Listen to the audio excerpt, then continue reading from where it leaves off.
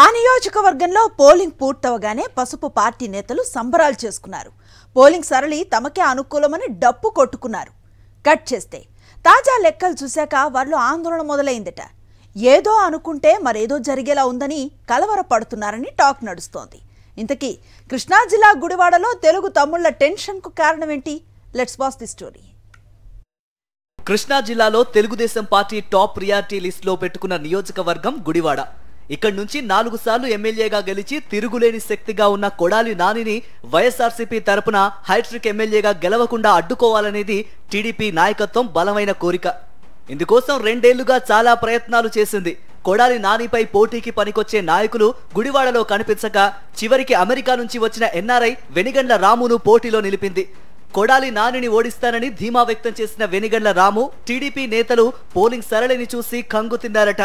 13వ తేదీన జరిగిన పోలింగ్ లో గుడివాడ ఓటర్లు పోలింగ్ కేంద్రాలకు భారీగా తరలివచ్చారు. దీంతో గతం కంటే పోలింగ్ శాతం పెరిగింది. పోలింగ్ శాతం పెరగడానికి మహిళా ఓటర్లలో చైతన్యం ఎక్కువగా కనిపించడమే ప్రధాన కారణం.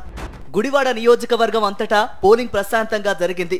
నందివాడ మండలంలో 2 కేంద్రాలు, గుడివాడ పట్టణంలోని 2 కేంద్రాల్లో రాత్రి 10 గంటల వరకు పోలింగ్ జరిగింది.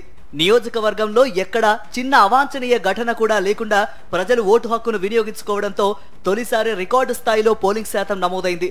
ఇదిలా ఉంటే పోలింగ్ సరళి, పోలింగ్ కేంద్రాల్లో ఓటర్ల క్యూ లైన్లను చూసి బోల్డంతా ఊహించుకున్న టీడీపీ నేతల ఆశలపై వారే తయారు చేసుకున్న తాజా లెక్కలు నీళ్లు చల్లాయట.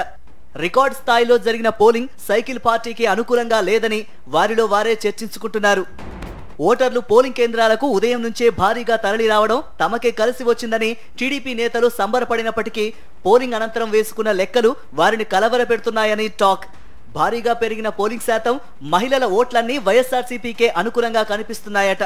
గడిచిన 3 దశాబ్దాలుగా గుడివాడ నియోజకవర్గంలో జరగని చాలా అభివృద్ధి పనులు కేవలం ఈ 5 సంవత్సరాల్లో ఎమ్మెల్యే కొడాలి నాని చేసి చూపించారు.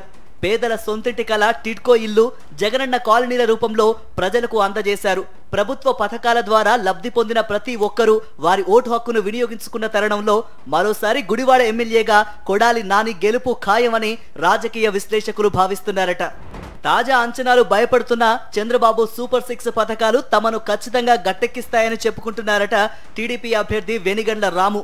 లోలోన టెన్షన్ పడుతూనే చంద్రబాబు సూపర్ 6ను చూసే మహిళలు భారీగా పోలింగ్ కేంద్రాలకు తరలివచ్చారు. గెలుపు లాంఛనమే అంటూ మేకపోతు గాంభీర్యం ప్రదర్శిస్తున్నారన్న చర్చ ప్రస్తుతం గుడివాడలో జోరుగా సాగుతోంది.